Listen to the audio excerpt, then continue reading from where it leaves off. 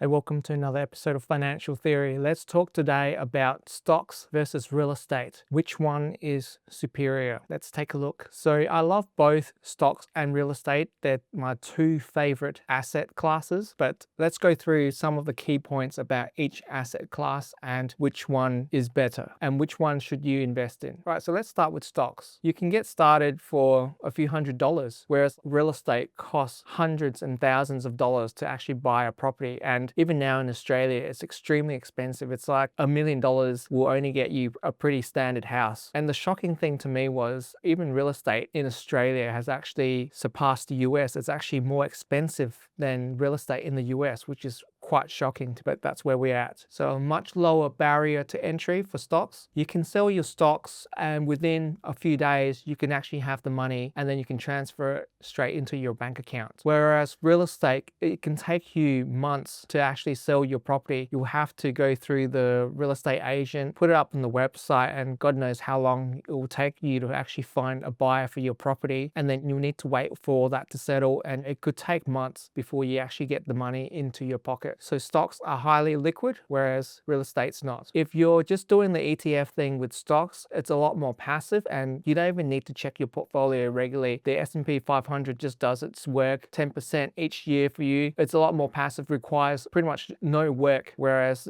real estate, there's a lot more things that you got to do. Okay, the fourth point is that stocks are a lot more volatile than real estate. So this is the one thing that some people cannot handle. A lot of people are not meant to be in the stock market because a lot of people really struggle when they see their portfolio drop, 40, 50, 60%, and then they panic sell and then they lose all their money. So if you actually don't have the right temperament, the stock market might not be the best thing for you. But if you're a person that can handle volatility and you've got nerves of steel, like a Warren Buffett or something like that, you can actually make a lot more money in the stock market. So it just comes down to your character and your temperament. When you buy the S&P 500, you're pretty much investing into the US economy, buying a slice of the top 500 businesses in the USA. And so you're essentially diversifying your portfolio. Whereas if you're just buying one property, then you just got the one property. And even if you pick individual stocks, you have the ability to pick whichever stock you want and in whichever sector that you prefer. Having the ability to diversify your portfolio definitely goes to stocks. So with stocks, you can use tax advantages both here in Australia and the USA as well. So in Australia here we got a thing called super that they tax you a lot less. So in America, they've got something called the 401k/IRA. So that's something that's only in America. So in America, the S&P 500 usually gives on average a return of about 10% each year from its history, and that's pre-inflation. But keep in mind that it's not going to give you 10% perfectly year after year. Let's say one year it might give you a 20% return, then the next year it might be like a 9% return. So it's not like a straight line, it goes up and down. All right, let's look at some of the key points for real estate. So the biggest thing about real estate, the biggest advantage of real estate is something called leverage. So let's say you buy a property with just $100,000 down, but then you get to control a $600,000 asset. And this is called leverage. And it's extremely powerful because having more leverage, it allows your money to compound a lot quicker. Whereas with stocks, if you're just putting 100K into stocks, all you have is 100K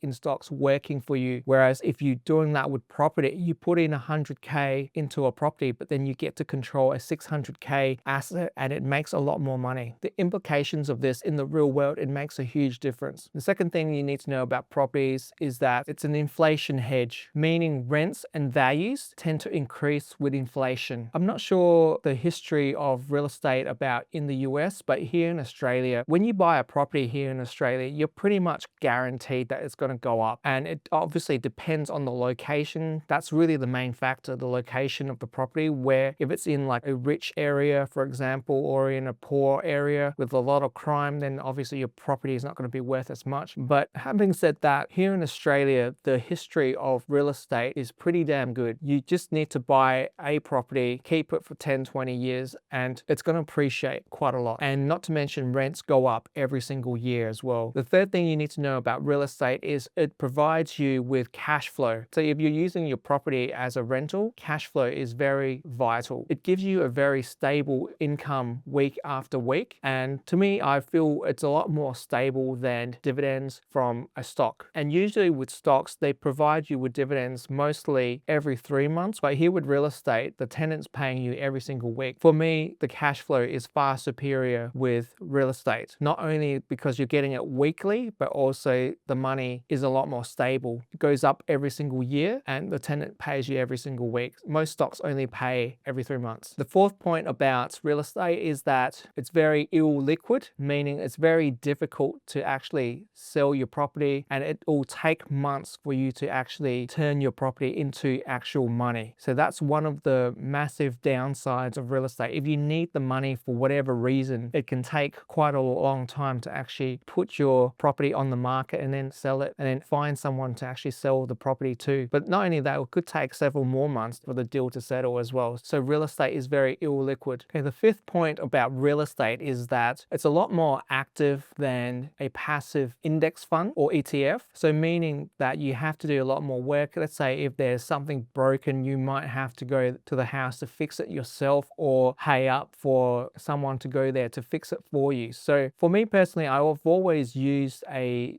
property manager. I've actually never managed the property myself because I feel that's a recipe for disaster. Let's say if you've got problems with the tenant, then you have to go there and actually deal with the tenant yourself. To me, that sounds like an absolute nightmare. For me, it's just a lot easier just to hire a property manager and they can deal with that themselves. Every now and again, when something's broken, me and my dad would actually go down there and fix it ourselves and just save a little bit of money. So yeah, with properties, there's a lot more maintenance. There's a lot more issues with tenants. If you're unlucky, you might get a bad tenant. They don't pay, they wreck your house. There's all sorts of things can possibly go wrong as well. You have to deal with councils and agents. So it's a lot more time consuming than just a simple ETF and index fund. Okay, the sixth point about real estate is that it's a concentrated bet, meaning you're putting a much larger amount of money into just one asset. So let's say if you purchase a property that's $700,000-800,000, but unfortunately if you buy in, let's say, a bad area, then that could mean a lot of trouble for you. It could mean that it's going to be a lot more difficult for you to sell the property. Let's say if there's a lot of crime in that area or whatever the issue might be. So you're essentially putting a lot of money into just one asset. So if something goes wrong with that asset, then you could be losing money. The seventh point is that you can get some tax advantages here in Australia regarding real estate. Now, unfortunately, just recently, the Labor government have announced in Australia that they are going to be getting rid of the 50% discount for capital gains tax now, starting next year in 2027. I think it's July, I think. So unfortunately, that really sucks for people like me who actually own several properties. So going forward, I have to take that into consideration if I choose to buy more properties in the future, or if I might be better off just putting more money into the stock market. So that's just something I have to consider more in the future. What's happening next year in 2027 July is they're getting rid of the CTG 50% discount, and I think they're just going to tax you minimum 30% on capital gains tax. That's going to be a real bummer for people who are real estate investors. The Australian government did mention that if you buy a brand new property that has to be built, then you can still use negative gearing. So I guess that's better than nothing. That's just some more things that you got to take into consideration. So historically, properties can give you something like 7 or 8% return annually, but that's before leverage amplification. And just one more point about real estate is that real estate is a lot more stable and less volatile than stocks. And that's one of the things I really do like about real estate. It's something that you can touch physically and the value is not going to go up and down like crazy like stocks. So once you own a piece of real estate, you can sleep well at night and you don't have to worry about its value going up and down all the time. So one of the key considerations I would actually point out to you, whether you choose stocks or real estate, is that what's your risk tolerance? If you're someone that cannot handle risk, I would say the safer option, property by far. So if you're someone that can handle your stock portfolio dropping 50-60%, maybe the stock market might be the thing for you. So that's another really important point that you got to consider as well, whether or not you want to actually live in the property or you're going to rent it out and receive cash flow. So in my personal circumstance, I feel property has been more stable and I've actually earned more money. For example, one of my rental properties, I bought it about 3 years ago for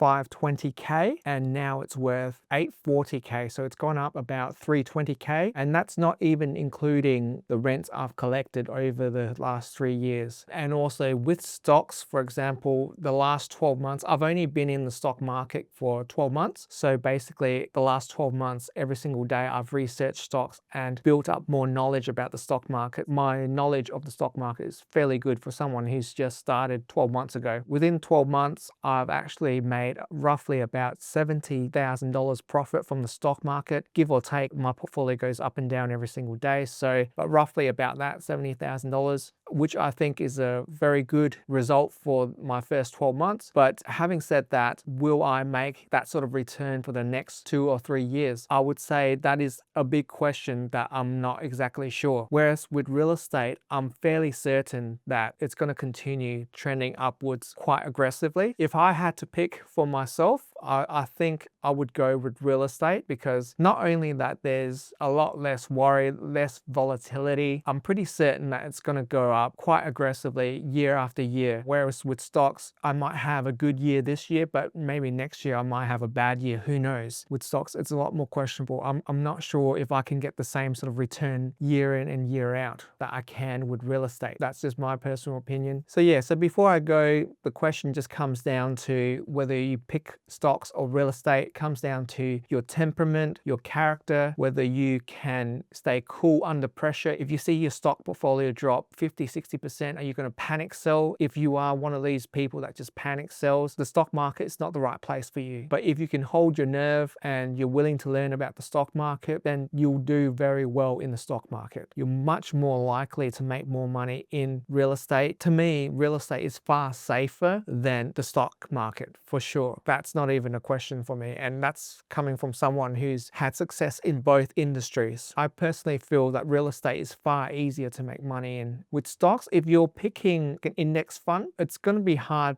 for you to lose, to be honest with you. So it just depends what you want to do, whether you want to pick individual stocks or go with a broad ETF, which is a lot safer. Those are my thoughts and feelings regarding stocks and real estate. I hope that this video has helped you guys in deciding what you want to do with your money, whether you want to invest into stocks or real estate. They're really two of the best investments that you can possibly make with your money. So I hope you guys enjoyed this video. If you did, give this video a thumbs up, like, comment, share. I will catch you guys in the next video. See ya.